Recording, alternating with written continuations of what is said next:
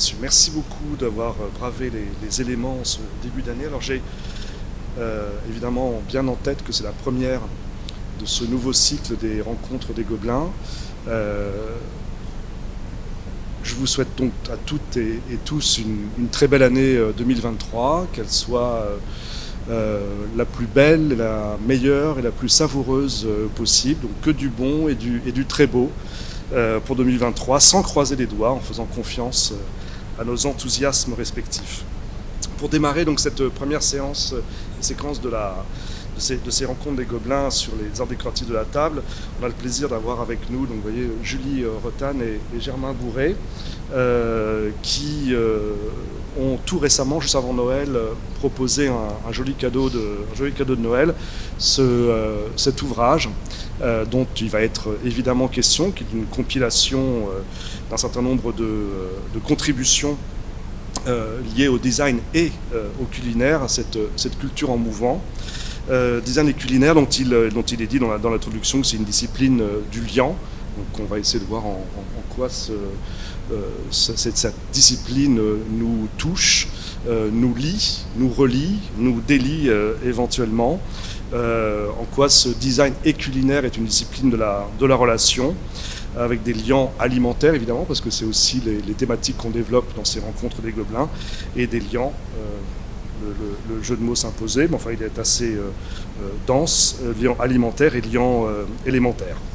Donc je l'ai dit, pour vous accompagner animer cette conférence, Julie Rotan et Germain Bourret, qui tous les deux ont été lauréats du Grand Prix de la création de la ville de Paris, section design, et alors section, j'ose pas le dire, c'est talent confirmé.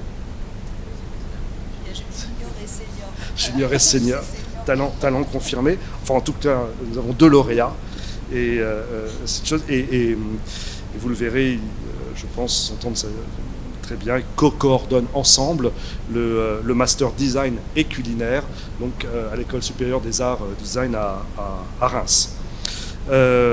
Julie Rotan commençait le design en se disant que pour être designer, il faut d'abord commencer à manger, donc goûter probablement à tout, à décortiquer l'essence sans dessus-dessous, ouvrir des pistes, s'approprier la nourriture, l'ingérer, la digérer et proposer des évasions. Derrière tous ces mots, il y a aussi une poésie de la performance et de l'intervention, comme ça va nous être montré. Le comestible devient souvent un matériau à modeler, à mettre en scène, à mettre en sens, d'une certaine manière, et quand je dis donc sans dessus-dessous probablement. Avec plus d'une quinzaine d'années d'expérience, un studio qui vous accompagne dans vos productions. Ces productions sont parfois des installations, des performances, des dîners immersifs, des carnets d'inspiration, des workshops, qu'on appelle aussi des ateliers, avec donc ce comestible comme le cœur de la réflexion, de l'expression et de la création. Avec nous également, et je l'en remercie, Germain Bourret, donc qui coordonne aussi ce master design et culinaire à Reims avec Julie. Vous m'avez dit en introduction que finalement on allait partir de la terre, et donc c'est vous qui allez commencer cet exposé sur design et culinaire, une culture en mouvement, partir de la terre et tenter de s'élever en apprenant un design.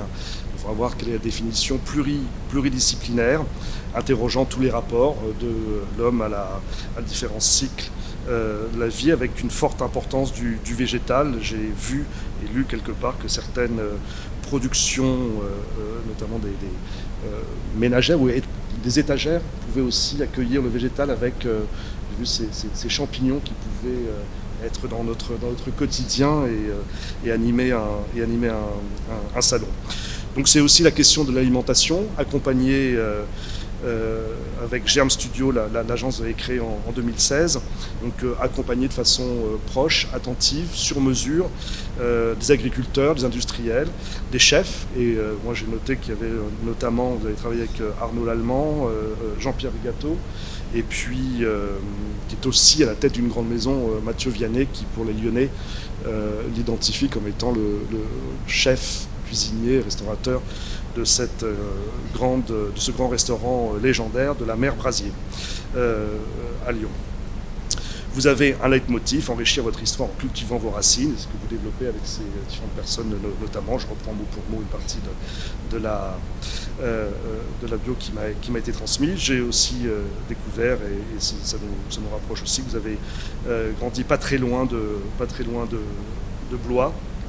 Vous avez pu à la fois pêcher à la mouche et vérifier les dessins peut-être dans la Renaissance, on dit, et lire et relire les carnets de Léonard de Vinci.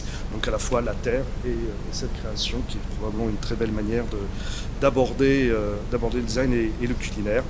Et avant de vous donner la parole, j'ai noté aussi cette phrase que j'aimais bien, dont on parlera probablement, qui est pour vous: la cuisson des aliments, comme tout mode de transformation, est un outil de dessin.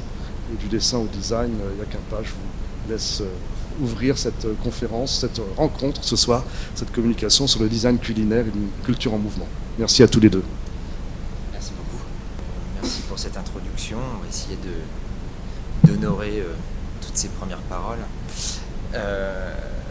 Oui, alors donc rapidement, on va présenter dans un premier temps en fait vraiment nos activités respectives d'agences, de plasticiens, et qui en effet nourrissent vraiment ce qu'on enseigne à Reims, et qui nous motive aussi à générer toutes ces invitations qui sont notamment présentes en fait dans cet ouvrage. Mais je pense qu'en découvrant nos univers respectifs, on comprend, ça donne un éclairage supplémentaire aux illustrations qui sont présentes dans cet ouvrage. Alors en effet,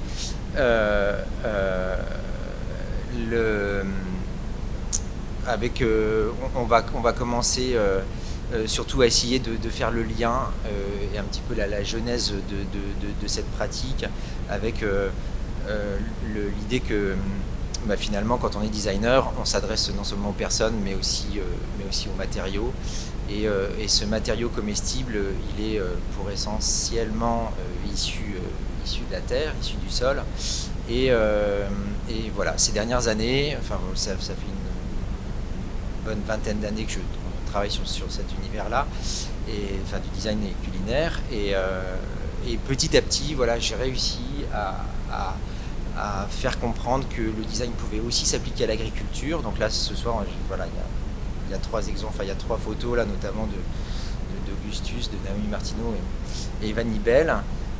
Voilà, ces 3 entités qu'on a eu la chance d'accompagner, et on peut se demander aujourd'hui en quoi le design aujourd'hui peut accompagner des agriculteurs. Comment est-ce qu'on arrive en fait à ce type de relation? Tout simplement parce qu'aujourd'hui l'agriculture est en train de vraiment d'être bousculée. Elle est bousculée depuis bien des années, et on a toute ancienne génération et nouvelle génération qui se posent énormément de questions, non seulement sur le process de culture, sur leur rapport au sol. Aujourd'hui, il y a beaucoup de choses qui sont remises en question par rapport aux intrants, et de par notre passion pour la matière, pour savoir comment elle vit, comment on la transforme, finalement, bien comprendre comment ça se passe aussi en termes de culture, ça nous permet d'être beaucoup plus efficient jusqu'à l'assiette, et on va y venir. En l'occurrence, ces agriculteurs-là, aujourd'hui, ils ont beaucoup de questions, notamment de savoir comment ils peuvent retrouver beaucoup plus d'autonomie sur leur production. Et là, notamment avec Laurence Thirouin, elle s'est dit, moi je reprends l'exploitation de mes parents, mais en revanche j'ai fait des études notamment d'hôtellerie, et j'ai vraiment besoin de garder du lien avec le consommateur final. J'ai pas envie que 100% de mes produits soient achetés avant même qu'ils soient récoltés, sans même que j'en connaisse même le coût de production. Et j'ai besoin de garantir aussi, j'ai non seulement besoin d'avoir du lien avec mes clients finaux, mais j'ai aussi besoin d'avoir de garantir un petit peu mes revenus, parce qu'aujourd'hui ils sont quand même extrêmement soumis à des contraintes économiques. Ce qui fait que nous on va intervenir sur non seulement se pose de nouvelles questions, si je vends à des consommateurs finaux, je vais pas pouvoir, mon nom d'agriculteur peut-être ne convient pas, donc j'ai une création de marque à faire. Si je transforme à la ferme, comment est-ce que je vais transformer?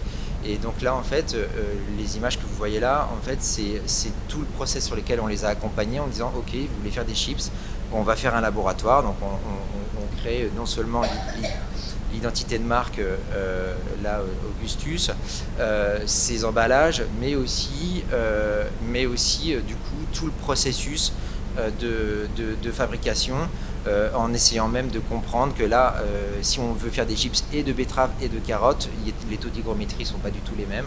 Donc mettre en place des process en amont de la friture pour pouvoir avoir un produit qui soit vraiment stabilisé. Ce qui fait que voilà, on intervient sur tout le spectre en fait du cheminement de la matière. Avec Naomi Martineau qui est en Guadeloupe, elle est chocolatière et elle a décidé, voilà, quand elle a goûté un chocolat chez Pierre Hermé, elle s'est dit non mais ça c'est pas de la mangue ou ça c'est pas de l'ananas. Moi j'ai grandi avec en fait et j'ai vraiment besoin de proposer des chocolats qui aient vraiment ce goût. Et donc elle a pris une formation de chocolatière, puis derrière, problématique, question de création de marque, d'identité graphique, et puis aussi d'accompagnement sur des créations de boutiques. Donc on accompagne voilà, de façon globale, mais en partant toujours en fait du matériau comestible. On évoquait tout à l'heure, on va changer un tout petit peu d'échelle. Là, c'est une réflexion sur du coup comment est-ce qu'on peut une de mes grandes questions, c'est comment est-ce qu'on peut ramener voilà, le vivant au cœur de nos villes. Là, on passe des champs et on arrive en ville. Et en ville, on a aussi des problématiques qui sont le fait de végétaliser, comment est-ce qu'on peut être en relation avec le vivant. Et là, en l'occurrence, j'avais une commande sur une installation végétale, mais dans un espace complètement obscur qui ne voyait pas vraiment l'ensoleillement direct. Et donc, en fait, on a décidé de travailler sur des cultures de pleurotes pendant 4 mois, en se disant, ok, bah ça, si on arrive en fait à cultiver ces pleurotes pendant 4 mois à l'abri d'un ensoleillement direct, enfin là, en l'occurrence, les champignons en ont besoin d'être dans l'ombre, potentiellement on va pouvoir apporter une réflexion. Et là en l'occurrence en fait cette recherche là elle prouve que sur nos bâtiments et toutes les parties de nos bâtiments qui ne sont pas exposées au soleil, on peut imaginer qu'on puisse récupérer dans notre quartier tous les bois de cagettes, tous les cafés, tous les résidus de café et tous nos cartons.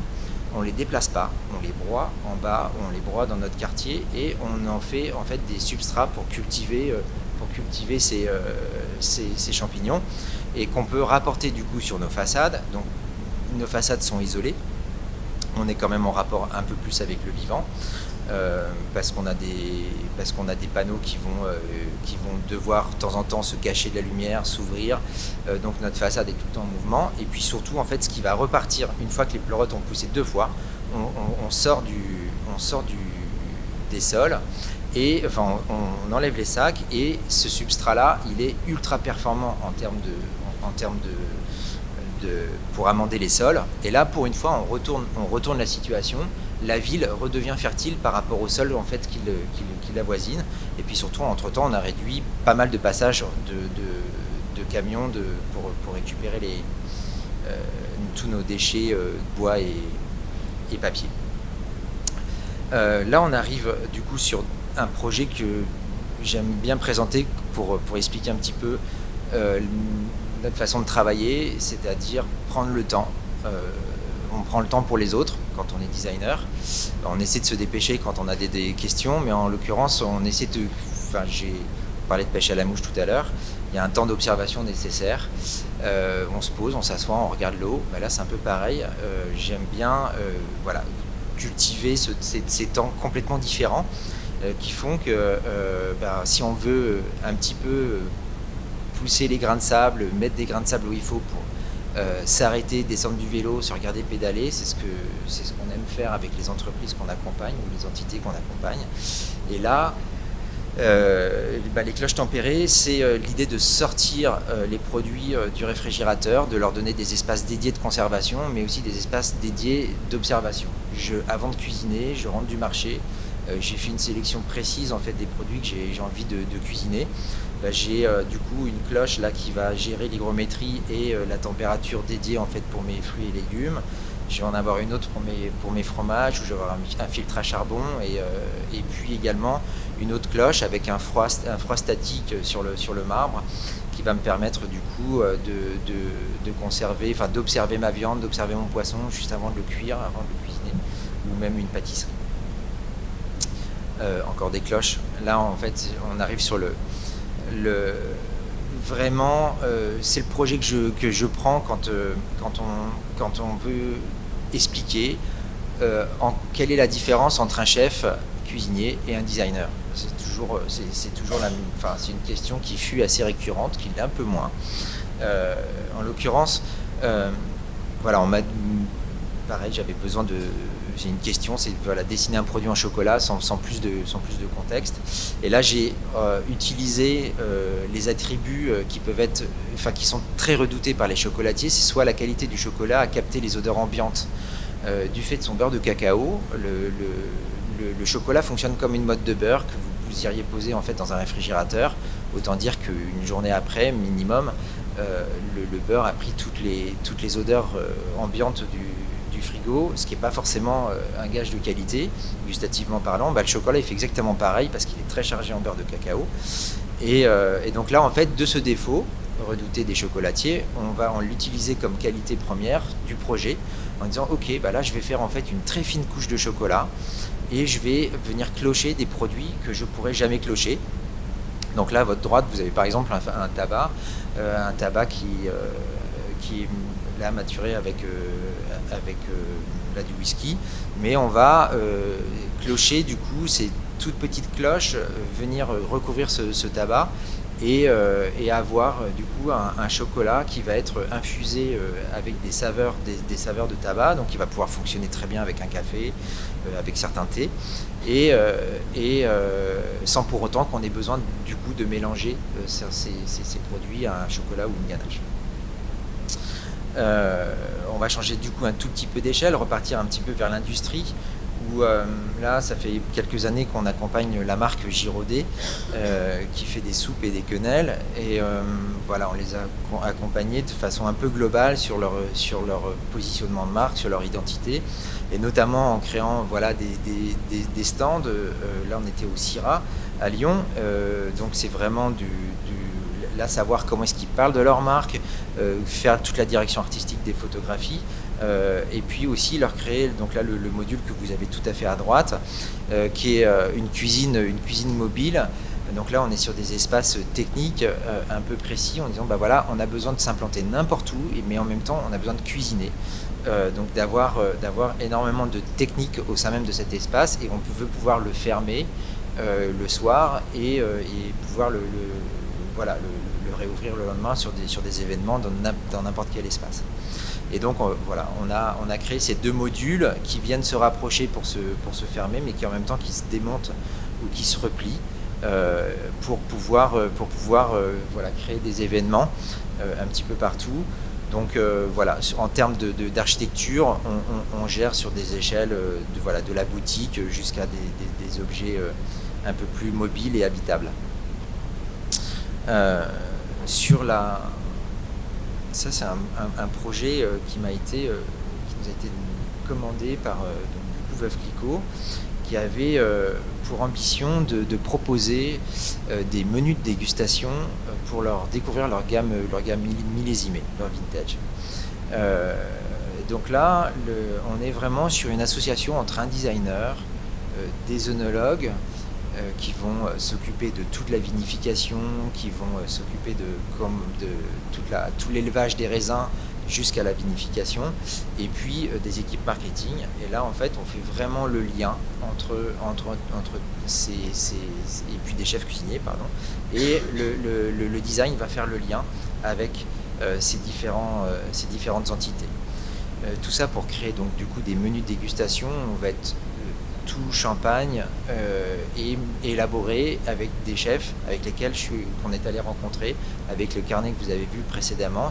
C'est vraiment un outil de rencontre où on va du coup poser des photos, poser des dessins et puis essayer de faire rencontrer une marque avec la cuisine d'un chef en disant voilà, on a besoin de choisir en fait 5-6 plats qui vont s'enchaîner, et ces 5-6 plats ils vont devoir raconter une histoire, ils vont devoir raconter comment, ce que c'est qu'un millésime, un petit peu l'histoire de la maison Clicquot, et puis comment on va pouvoir découvrir des nouveaux accords avec ces vins proposés.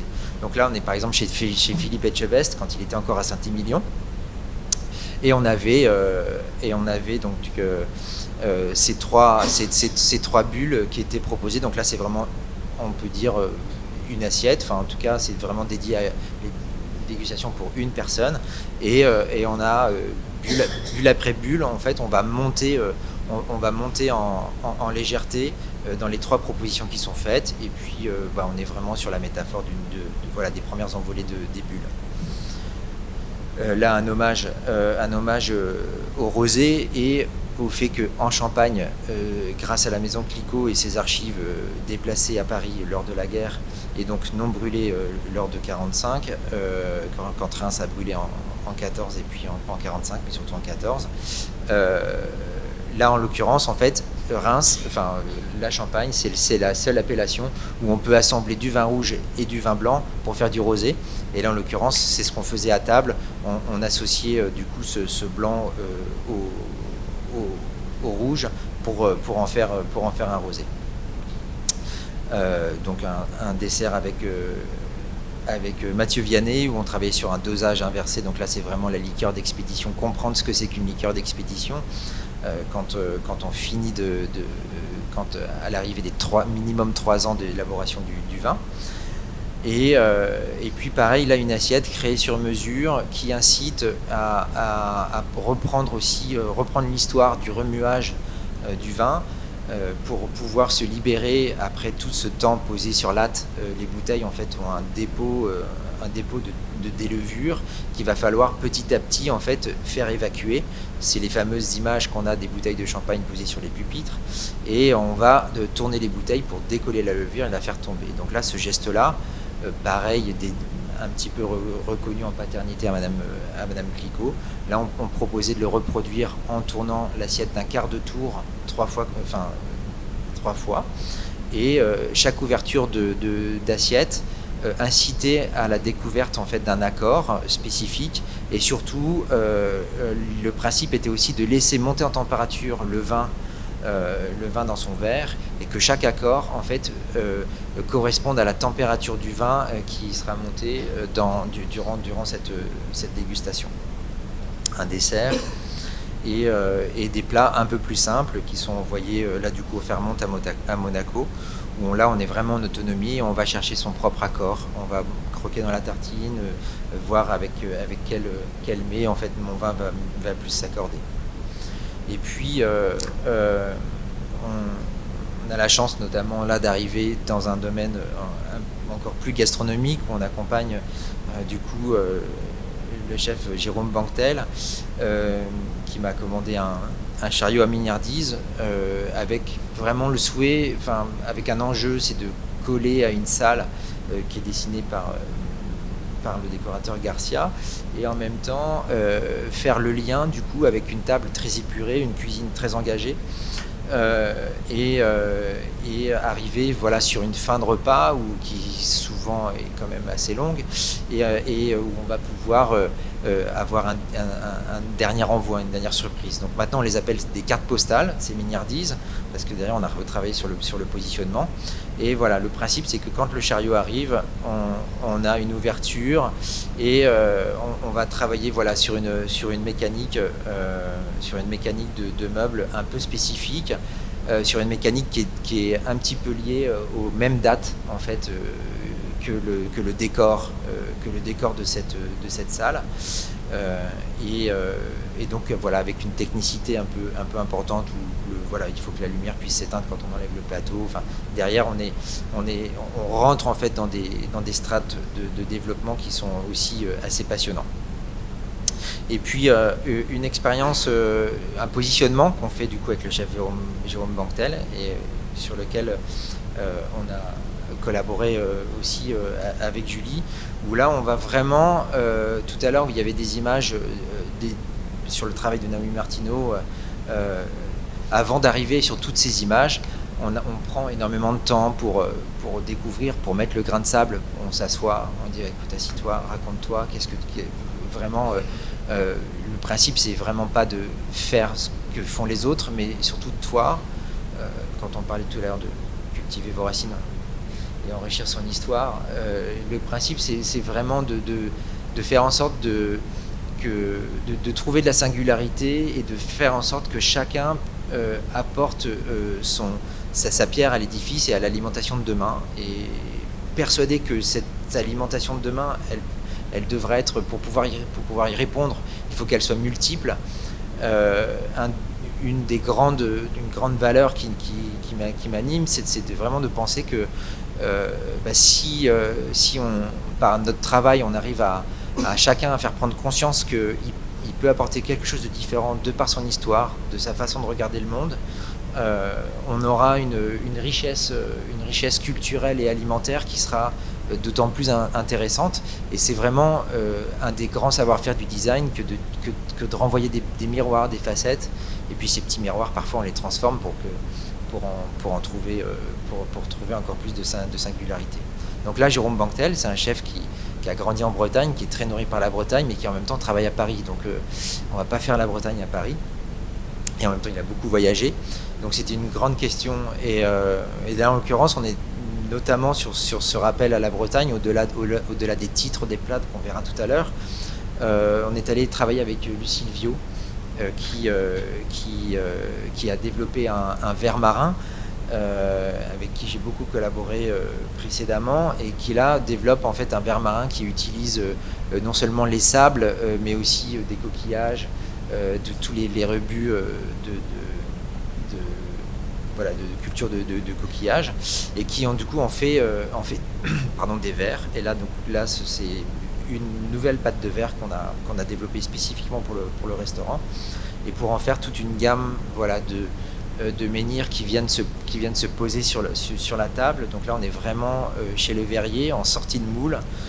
C'est une pâte de verre qui est extrêmement compliquée à travailler, qui est encore en mobilité, donc on a eu bien des surprises. Donc là vous voyez le four, c'est des recherches qui sont vraiment très artisanales dans un premier temps, un peu comme la cuisine. L'objectif c'est vraiment de fonctionner vraiment en écho aussi avec ce que fait le chef, parce que ça permet en salle aussi de trouver des parallèles, de trouver des exemples similaires pour parler de la cuisine. Et puis derrière, c'est aussi notre accompagnement, c'est parfois juste de l'écriture, aller chercher les bonnes assiettes, pas tout le temps les dessiner, on en dessine aussi, mais vraiment trouver la bonne concordance, et puis travailler un petit peu d'écriture. Donc là vous avez un passeport qui du coup va accompagner tous les menus.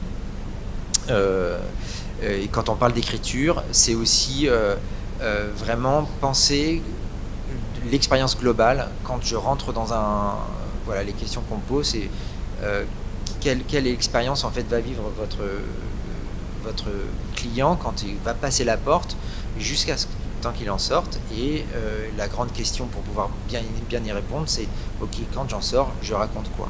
Et là en l'occurrence, en fait, on a travaillé sur 3 noms de menus qui correspondent vraiment à des destinations précises, où on va soit retourner en Bretagne, soit partir de la Bretagne et aller beaucoup plus loin avec le périple. Et puis escale, c'est des petits flashs, des petits flashs qui sont pris sur les deux menus précédents, ou vraiment des envies du chef. Et derrière, c'est de la coordination. On parlait d'humain, on parle de notre travail. Parfois, on est aussi confronté au fait de poser le dessin là où il faut et surtout le moins possible, parce que au final, en tout cas, quand je dis le moins possible, c'est surtout produire seulement quand il est nécessaire de produire, déclencher une dépense d'énergie uniquement parce que c'est nécessaire. Et là, en l'occurrence, tout ce travail-là, ce qu'on ne va pas produire, on le compense avec de la formation, avec parler avec les équipes et pour mieux parler de ce qu'ils font. Donc voilà, là c'est des petits extraits du passeport, où finalement c'est aussi les dessous de notre travail, c'est que pour pouvoir dessiner, on écrit beaucoup parce qu'en fait le mot guide énormément. Enfin, le mythe de la page blanche, pour moi, n'existe pas trop. Si on ne sait pas quoi dessiner, c'est parce qu'on ne s'est pas posé la bonne question. Et du coup, ça va me permettre de laisser la place et la main à Julie. Alors, bonsoir. Donc moi, je vais vous parler un petit peu de mon travail qui a une dimension un peu de l'ordre de l'installation et de la performance, qui a été liée en fait à des moments de mon parcours où, notamment au tout début de mon activité, j'ai été artiste associée au Manège de Reims, qui est une scène nationale où on développe beaucoup de spectacles vivants. Et donc en fait, j'ai, en collaboration avec la directrice Stéphanie Aubin, commencé à élaborer des installations comestibles qui faisaient suite à des spectacles. Donc c'était en fait ce qu'on appelle des grands soirs, où donc les convives étaient invités à venir passer toute une soirée donc au manège, à vivre le premier temps de spectacle, ensuite avoir un temps de dégustation, et ensuite il y avait quelques petites formes, des ateliers, etc. Et donc en fait ces moments étaient vraiment pensés comme des moments de convivialité absolue où la nourriture allait vraiment être cette histoire de lien en fait à la fois entre les personnes et de lien avec la thématique du spectacle qui aurait été développée juste avant.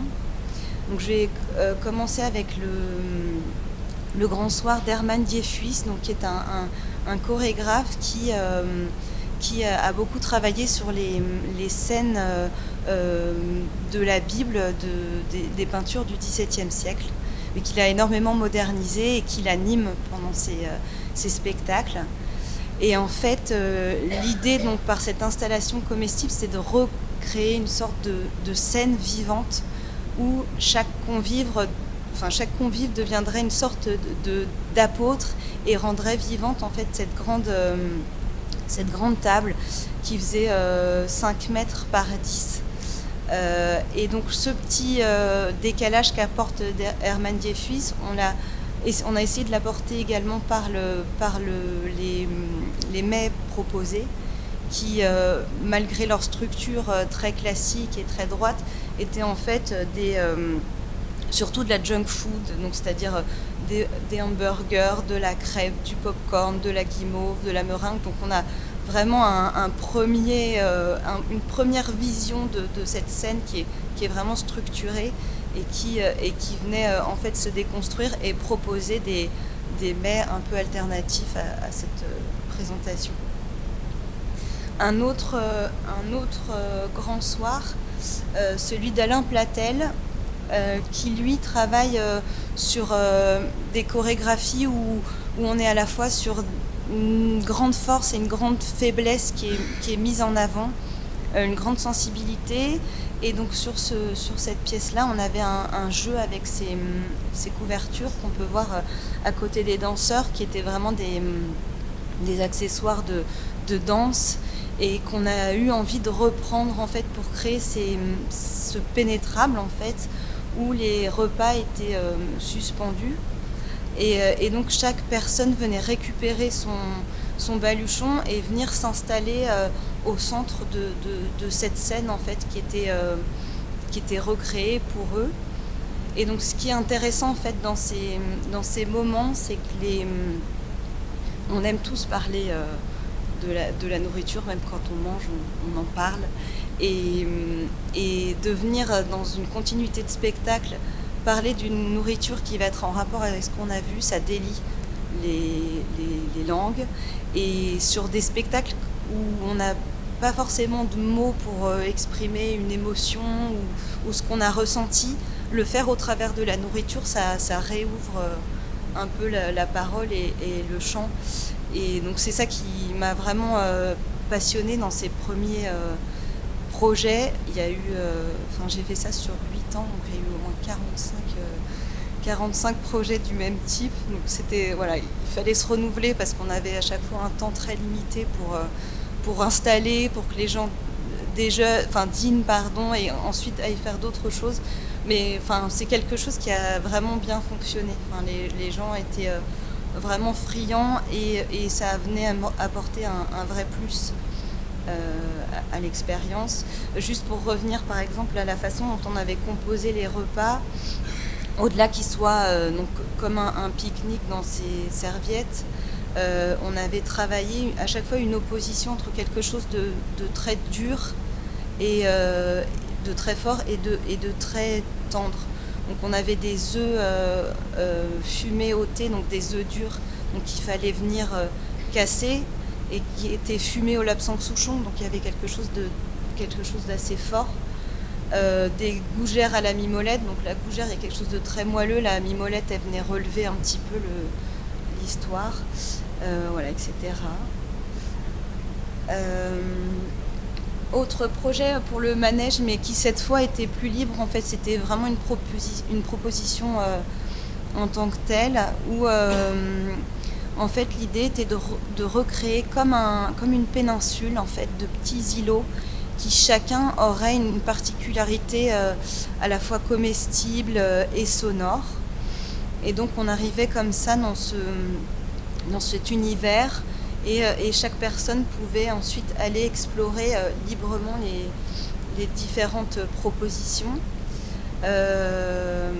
Donc on avait par exemple là à gauche un îlot qui travaillait vraiment sur l'idée du végétal et du sauvage, donc on venait découvrir des herbes aromatiques assez rares comme la menthe ananas, la menthe fraise, voilà, vraiment des choses assez étonnantes qu'on venait déguster juste avec un morceau de pain et du beurre, donc de façon assez brute.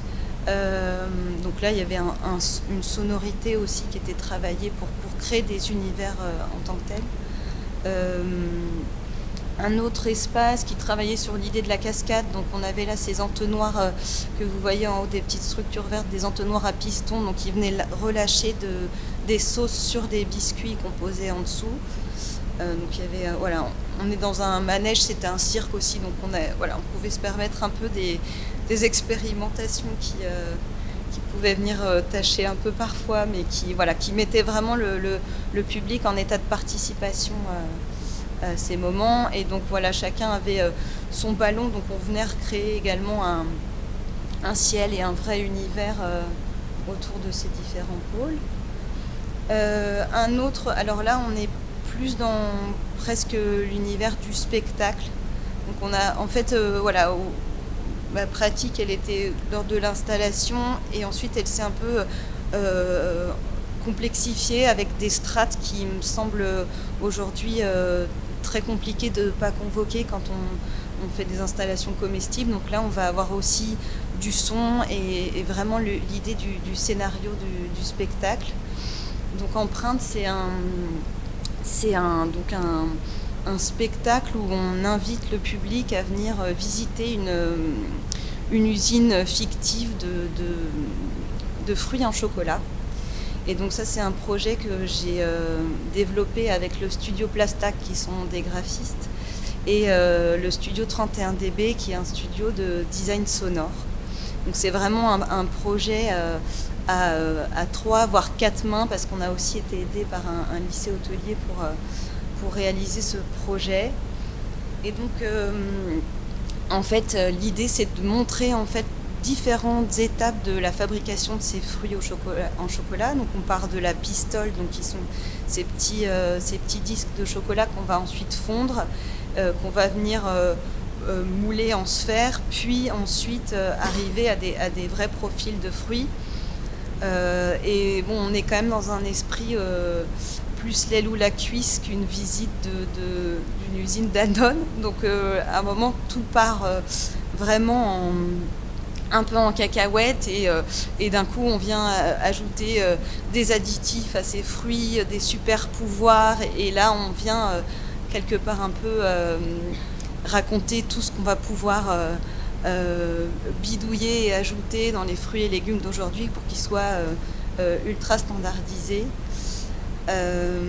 Et donc à la fin, cette usine, il y a une grosse panne dans l'usine et donc on invite le public à venir finir la production avec nous et à customiser son fruit en chocolat et à repartir avec. Donc on a une petite vidéo qui résume un peu tout ça. Opérateur, opératrice temporaire, bienvenue au pôle innovation Empreinte. La production va commencer.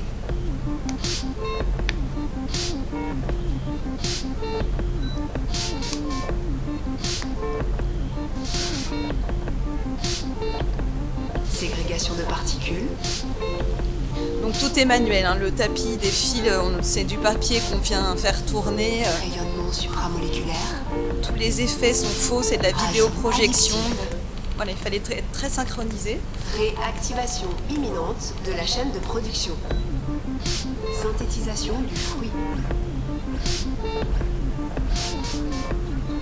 Empreinte, matière organique.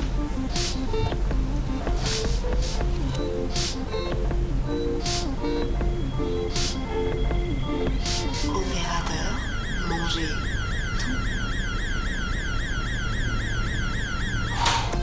Donc en fait, à chaque étape de production, il y avait un temps de dégustation.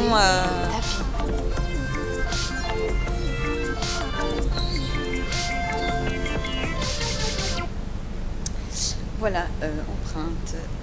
Un autre projet développé avec une designer sonore qui s'appelle Raphaël Latini, qui s'appelle Morceau, et on a été invités toutes les deux à se rapprocher pour un festival à Saint-Brieuc, et on nous a dit bon bah allez, faites un projet toutes les deux. Donc on a un peu interrogé nos médiums respectifs. Et on s'est dit, bon bah oui, chocolat, vinyle, un vinyle en chocolat, est-ce que ça marche ? Et donc on a fait des essais, et la première fois qu'on a posé un vinyle moulé en chocolat sur une platine, qu'on a posé le diamant dessus, on a entendu du son, on s'est retourné à droite à gauche pour savoir si ça venait vraiment du chocolat, et donc oui, ça a fonctionné, et donc de là on a construit toute une performance autour de la création de ce vinyle en chocolat, donc qui rapproche vraiment les deux univers, donc de la fabrication du chocolat, de la transformation du comestible et un travail sonore. Donc en fait la performance, elle résume très schématiquement la fabrication de ces vinyles, et elle est en fait sonorisée en live. Je vous montre un petit.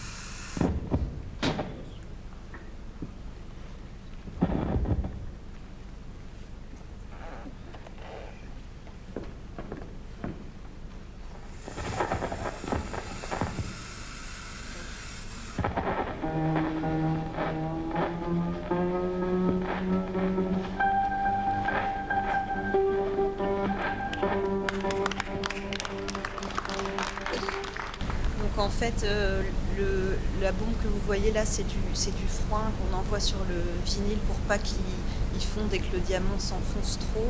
Et donc ensuite, à la fin de la performance, on venait casser le vinyle et le proposer à la dégustation. Donc un autre pan du travail d'installation que j'effectue, c'est une collaboration avec la maison Hermès qui nous a commandé en fait un dîner pour 200 personnes à Taïwan qui devait répondre à leur thématique de l'année qui était l'idée de la flânerie. Et donc là, ce dîner, il raconte la flânerie dans l'œil d'un oiseau, une journée dans Paris. Et donc en fait, sur cette longue table de 60 mètres, on va venir vidéo-projeter en fait toute une narration dessinée qui va venir discuter en fait avec les plats qu'on va venir servir. Donc ça c'est vraiment donc toujours avec le studio Plastac, les graphistes et studio 31dB qui a fait le son. Donc l'idée c'est vraiment de développer un tableau et une expérience qui va vraiment essayer de toucher le maximum de sens possible. Ça c'est donc vraiment un travail qui s'est fait à plusieurs mains. Et on a travaillé avec le chef Bertrand Grébeau du Septime et donc qui nous a avec qui on a vraiment collaboré sur les différents tableaux pour se dire voilà, par exemple en haut à droite on parle de ferronnerie, comment on vient avec cette soupe être vraiment dans la continuité et en discussion avec les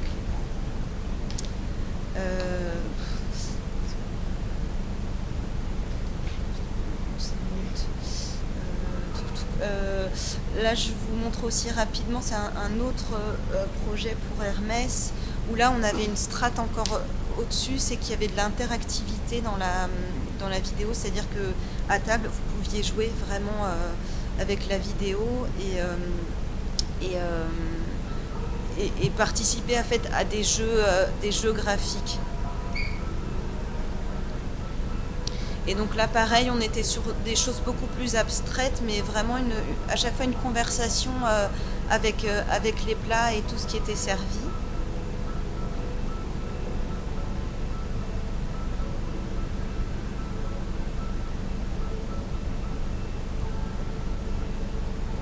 Voilà, là, vraiment les gestes des convives actionnaient les vidéos.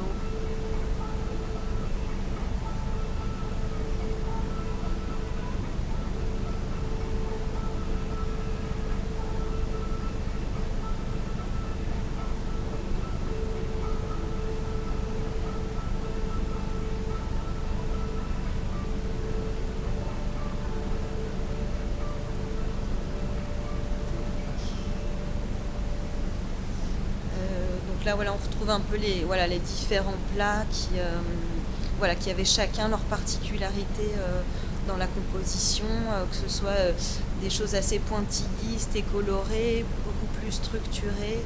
Donc voilà, on voulait vraiment avoir une proposition en conversation.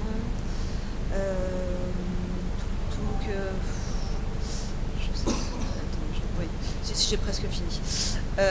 Donc un dernier projet donc toujours pour Hermès qui s'appelle Sommet et Nuages et qui là donc sans vidéo mais avec vraiment un jeu de lumière et de ressenti physique qui nous plongeait vraiment voilà dans cette idée du sommet, du nuage, de quelque chose de vaporeux, avec beaucoup de délicatesse dans les changements de couleurs.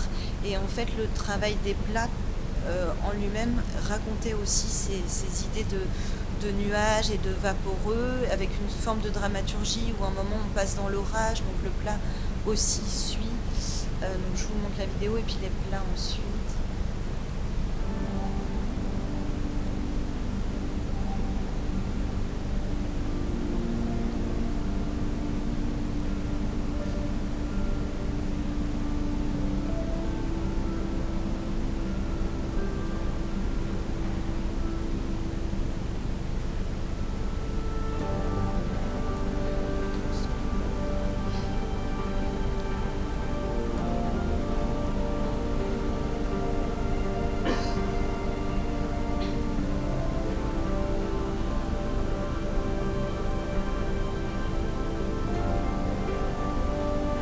là, voilà, c'était le plat de l'orage. Et on avait un service comme ça, central, qui venait vraiment rythmer les différents moments. Donc ça, c'est un menu qu'on a élaboré avec Sujio Yamaguchi, qui a un rapport voilà, très sensible à la notion de légèreté, de nuages et d'évocation. Donc vous voyez, dans les différents plats, on a différents voilà, états et représentations de cette idée voilà, de la tempête, du calme, jusqu'aux différentes propositions de desserts qui venaient plus ou moins fondre en bouche.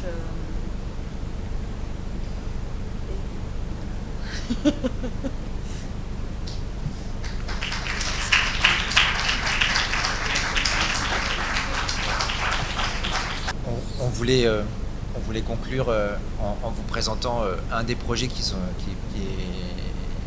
est présent dans le livre et qui notamment nous réunit dans notre enseignement à Reims. On va dire enseignement, et c'est plutôt pour nous voilà, un espace de recherche avec les étudiants. Là en l'occurrence en fait c'est un projet qui s'appelle qu'on a appelé Terre en commun, qui est issu d'une recherche à peine 9 mois, mais on a des grandes thématiques durant l'année, et là en fait on a commencé à vraiment travailler sur cette notion sur ces notions du sol et comment est-ce qu'on pouvait les exprimer. Et on a du coup les étudiants ont proposé on a fait évoluer un de nos formats de recherche qui s'appelle le banquet scientifique, qui est vraiment né à Reims, à l'ESSAD de Reims, initialement mené par Marc Brétillot, et là du coup c'est vraiment Patricia Ribaud et Marc Brétillot qui ont mis ça en place lorsque Claire Payot était directrice de l'ESSAD de Reims.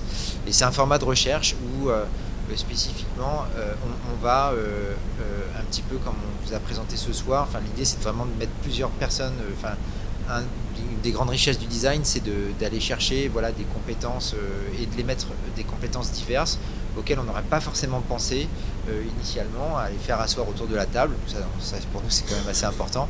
On commence par s'asseoir, on essaie même souvent de manger ensemble, et puis on réfléchit, et là le principe en fait c'est ce banquet scientifique, c'est autour d'une thématique. On va inviter du coup des scientifiques, des anthropologues, des historiens à venir en fait témoigner d'une partie de leur recherche. Tout ça ponctué en fait d'un repas qui apporte certaines réponses ou introduisent des questions qui vont être posées. Mais en fait, on est dans une dynamique de recherche au sein de ce banquet. Cette version du banquet, on l'a faite dans un format un peu différent, parce que les banquets précédents recevaient plus de 200 personnes à minima. Là en fait on a voulu faire en sorte que ce soit que ce soit pas uniquement un temps de restitution, mais vraiment un temps de recherche également. Donc en fait on avait plusieurs repas, plusieurs invités, et surtout les invités étaient vraiment non seulement appelés à partager de leur recherche, mais aussi à faire un vrai travail durant ce repas. Donc là, les étudiants travaillent avec Georgina View, et tout le principe là, du déroulé du repas, c'était de commencer vraiment avec vraiment ces premières empreintes de sol, ces strates de sol, qui étaient donc l'idée de travailler sur la notion de parcelle. Et là, en l'occurrence, on était au sein de la maison Tétinger, à la château de la Marqueterie, et l'entame de ce repas, on allait cueillir du coup dans ces carottages,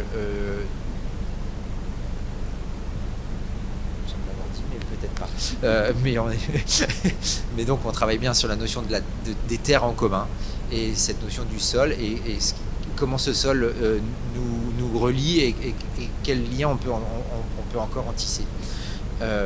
Et donc ces premiers carottages étaient dégustés par exemple avec des vins tranquilles. Ce qu'on appelle des vins tranquilles en Champagne, ce sont des vins qui sont d'abord élaborés de façon parcellaire souvent, et qu'on va derrière réassembler. Donc on a soit les parcelles, puis on a aussi les cépages qui sont différents, et tous ces assemblages là vont être assemblés pour être mis en bouteille et partir sur la deuxième fermentation. Et donc là c'est assez exceptionnel de pouvoir goûter ces vins avant même qu'ils composent le champagne. Et puis derrière en fait le principe c'était de travailler aussi sur l'énergie du sol, et cette énergie du sol, c'est aussi la capacité du sol à l'emmagasiner, enfin le produire, mais aussi l'emmagasiner. Et donc là, on a utilisé des pierres, les étudiants ont vraiment utilisé des pierres comme moule. Donc en fait, les creusets pour ce prochain plat étaient cuits sur des pierres. Donc les convives étaient invités à prendre chaque récipient emprunté sur la pierre pour aller ensuite prendre ce poisson qui avait cuit ce cendre qui avait cuit sur des pierres chaudes pour remonter déguster au sein des vignes. Donc là les fameux vins en parcellaire, et puis derrière on va vite mettre la vidéo. Et donc là sur la grande table, je vais commenter là. Voilà.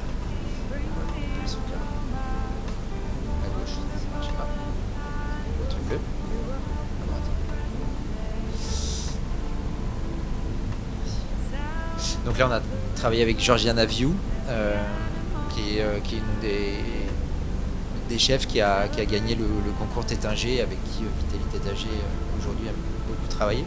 Et donc voilà, on est sur les zooms de ces pièces qui ont été cuites sur les pierres. Et puis petit à petit, donc on va remonter dans le principe. Là on va arriver sur la grande table. Le déjeuner était vraiment itinérant et sur un espace relativement réduit, mais on avait une grande table qui, elle, du coup, faisait appel à cette notion du sol et cette notion du partage, avec des grandes parcelles posées au cœur de la table, et chaque convive était invité en fait à soit s'approprier complètement le sol, donc parler de partage, on va partager, dire que je prends, ça m'est dédié, ou est-ce que je mets en commun, est-ce que je laisse en commun et que je considère qu'un sol, finalement, il est beaucoup plus en lien qu'on le pense en fait avec son prochain, et tout en questionnant aussi par exemple les questions de couverture des sols, où on avait là du coup des premières propositions où on questionnait du coup les labours et ce couvert végétal qu'on peut là du coup entreapercevoir. Voilà, et puis la terre, c'est aussi les questions de modelage, de terre cuite, et on arrive sur des beurres qui reprennent un petit peu où on va reprendre tout le geste de la terre qu'on va tourner et qu'on va cuire. On a travaillé aussi avec, à ce moment-là, donc pour ce banquet, avec le porcelainier J.L. Coquet, et jusqu'à présenter pour le dessert un assemblage de terre crue assez particulier, mis au point par une de nos étudiantes en diplôme, qui associait en fait de la cire d'abeille avec de la terre crue. Là on le voit tout à fait au fond, qui en fait fait des objets du coup au bain-marie, en remettant à température une cire, en la mêlant en fait à de la terre, et en arrivant à produire des objets qui sont du coup à durée infinie, parce que lorsque l'assiette va tomber, vu qu'elle n'est pas cuite, on récupère les morceaux, on la remet à fondre, et on peut de nouveau en faire un nouvel objet. Voilà une partie du coup de comment est-ce que une partie des projets qui nous animent et qui nous tiennent à cœur, et comment est-ce qu'on partage tout ça, toute cette recherche au sein de l'ESSAD de Reims. Bravo, merci pour votre écoute.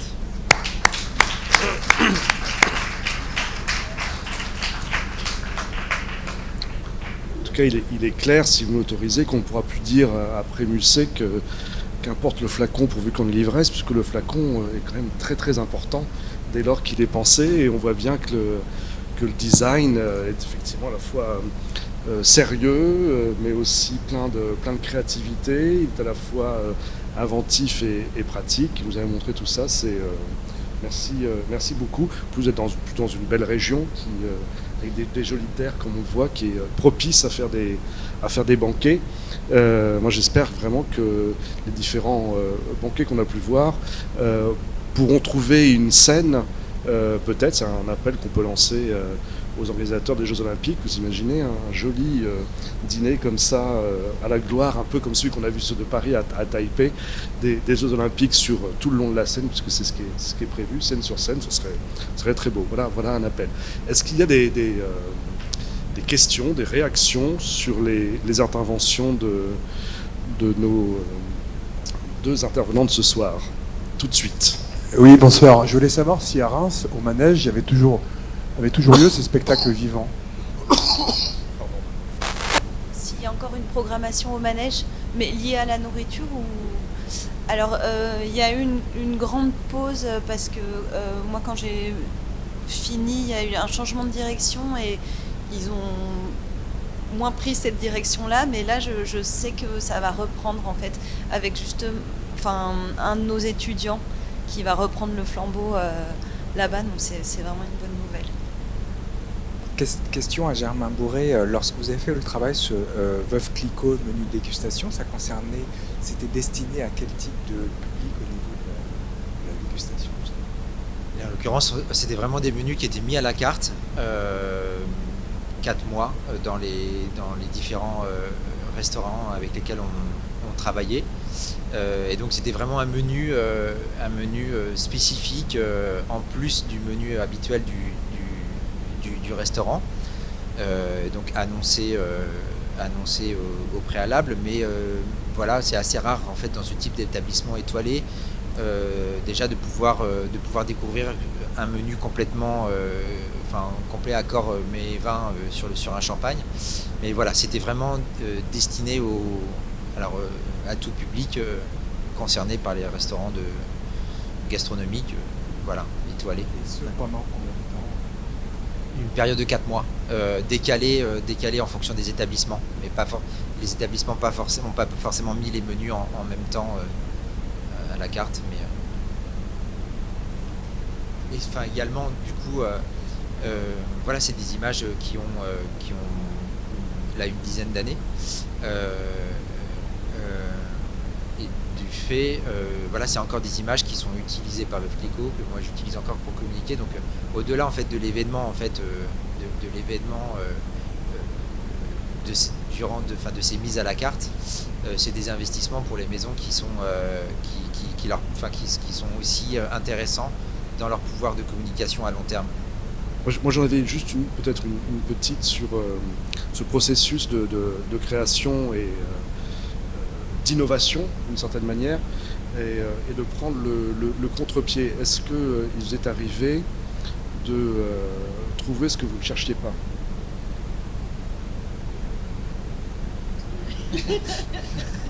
Peut-être une façon très concrète, non? C'était parce que oui,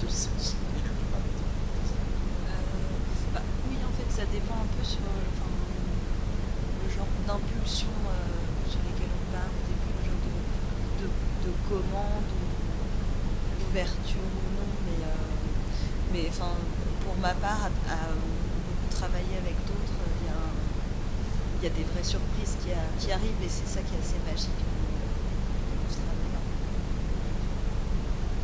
Oui, c'est un petit peu ce qui est vraiment compliqué à exprimer dans une entame de collaboration, soit avec un commanditaire ou parce que déjà on attend un commanditaire aujourd'hui, il attend forcément déjà dans les références en fait des choses qui ont été faites et qui répondraient déjà en fait à ses besoins, alors que par définition en fait est-ce qu'on sait faire, on est formé pour manier une pensée, pour apporter de la singularité, pour apporter de la nouveauté. Donc forcément on se fait surprendre, l'objectif c'est de s'abandonner, d'être suffisamment fou pour dire bah oui, non mais bien sûr qu'on va trouver, et en même temps on sait qu'on a la méthode, on sait qu'on a tous les outils, mais parfois, c'est un peu ce qui est excitant quand même dans cet exercice, c'est que on ne sait pas forcément précisément la réponse qu'on va apporter, et elle se trouve notamment et bien souvent, d'autant plus, on va dire, en design culinaire, comme l'évoquait Julie, parce que derrière, en fait, on a des bribes, on a des intentions auxquelles on croit fort, on les pose sur la table, le carnet qui défilait de Veuve Clicquot, voilà, c'est que des intentions de base, et après, en fait, elles sont mises au point, élaborées, toujours avec des chefs, avec des traiteurs, des gens des industriels, et à chaque fois, en fait, c'est des idées qu'on apporte et dont les personnes s'emparent et reviennent avec des propositions. Et donc forcément, on se fait non seulement surprendre nous de ce qu'on peut apporter, mais aussi du retour et de là où en fait ça part est beaucoup plus loin que là on l'aurait imaginé. C'est vraiment ce travail aussi d'abandon qui est important à savoir faire pour pouvoir dire. Je voulais savoir si vous vous dirigez aussi vers des nouveaux processus de fabrication. Enfin, l'agriculture change. D'une part, les agriculteurs préfèrent vendre des produits finis. Enfin, ils ont intérêt à le faire. Et aussi les habitudes de consommation ou les façons de consommer changent. Là, tout ce qu'on a vu, c'est plutôt dirigé vers des marques prestigieuses. Peut-être les pleurotes dans la ville, ou l'agriculture urbaine qui a besoin de se développer. Est-ce que vous avez eu des interventions dans ce type de problématique ? Oui, on en a, même sur la grosse problématique aujourd'hui pour nous, c'est par exemple de communiquer sur les projets de recherche, notamment de partenariat avec les industriels, où on est tenu en fait à des secrets professionnels et des temps de développement qui font qu'on est vraiment tenu sur à un secret qui nous empêche en fait de communiquer les recherches qu'on peut mener avec eux. Voilà, sachant que on sait dans notre capacité à réunir pas mal de personnes autour de la table, on arrive en fait à réunir du coup des anthropologues, des cuisiniers, des philosophes pour aussi mener de la recherche sur l'alimentation de demain, justement pour l'industrie. Notamment sans trop en dire, on se pose la question vraiment aujourd'hui, les industriels se posent la question de la quantité et même de la satiété ou de la satisfaction. Et ça, c'est un vrai plaisir d'avoir des questions où on nous dit, nous on a envie de réfléchir, donc là c'est vraiment des pôles de recherche assez éloignés, on n'est pas vraiment même dans les équipes marketing, on est vraiment sur les côtés santé. On se dit ok, menons des réflexions sur la satisfaction. Est-ce qu'on va avoir des problèmes de quantité, donc voyons où peuvent être les curseurs de réponse. Donc oui, il y a évidemment aussi des réflexions qui s'adressent sur les modes d'alimentation de demain. Maintenant, c'est aussi des réflexions de fond qu'on mène sans pour autant faire de la prospective. Ça reste aussi un exercice parfois un petit peu scabreux, et on essaie de le faire au pas à pas et de le faire vraiment aussi dans des équipes beaucoup plus structurées en effet, qui viennent nous faire appel et où on peut vraiment faire bénéficier d'études anthropologiques, ça nécessite des équipes vraiment très très constituées pour être dans le juste. D'ailleurs, bravo, parce que ça donne vraiment envie d'y assister. Est-ce qu'il y en a un que vous pourriez mettre en avant par celui qui vous a apporté le plus de satisfaction au niveau créatif, imaginatif, réception des invités, réaction des invités, la vôtre aussi?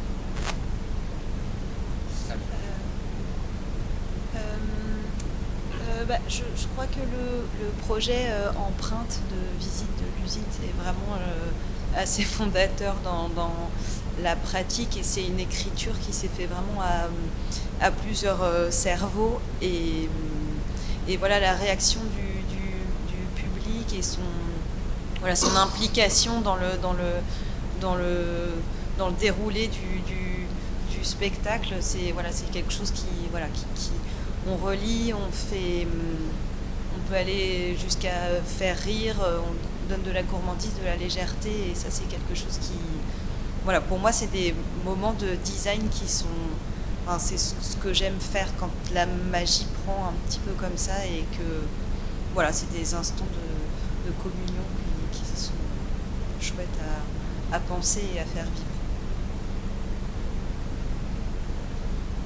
Pour ces événements qui sont de véritables mises en scène,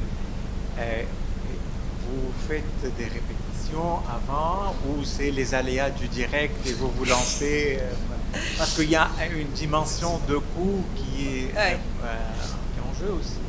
Alors on fait beaucoup de répétitions, mais quand vous parlez de ça, pour la petite histoire, le projet Hermès de la flânerie là sur la journée dans Paris, au moment où on a fait la répétition avec nos 100 serveurs, il y a eu une panne d'électricité dans tout le quartier, et c'était la seule répétition avant le dîner qui avait lieu 3 heures après. Voilà. Et donc on s'en est sorti, mais on a fini. Moi, il me restait 30% de batterie sur mon ordinateur, et on avait un monsieur qui traduisait à tous ces serveurs taïwanais avec un, ça s'appelle, voilà, et qui hurlait, c'était très militaire, il hurlait, et moi je lui donnais des petites instructions comme ça sur mon ordinateur, et lui il hurlait dans le noir. Enfin, c'était apocalyptique, mais ça s'est fait. Mais par exemple, pour ce dîner-là, c'est un manuel de 80 pages pour expliquer ce qu'il va falloir faire, à quel moment. On a su au dernier moment qu'ils seraient équipés d'oreillettes. J'aurais bien aimé le savoir avant, mais bon, on avait vraiment écrit toute la chorégraphie de service. Voilà. Et c'est sûr que à partir du moment où il y a une cuisine, il y a des gens qui préparent, c'est du vivant, c'est du comestible, il y a de la chaleur, il y a de la température, il y a des temps de préparation, et en même temps on est sur quelque chose qui est très phasé, qui est très chorégraphié. Pour relier tout ça, c'est une sacrée machinerie, et heureusement que, moi j'avais une culture quand même du monde du spectacle, mais c'est d'être passé au manège pendant toutes ces années et de voir un petit peu tout cet univers en fait du spectacle, du son, de la lumière et de la coordination de tout ça, que on a réussi à penser ces formats.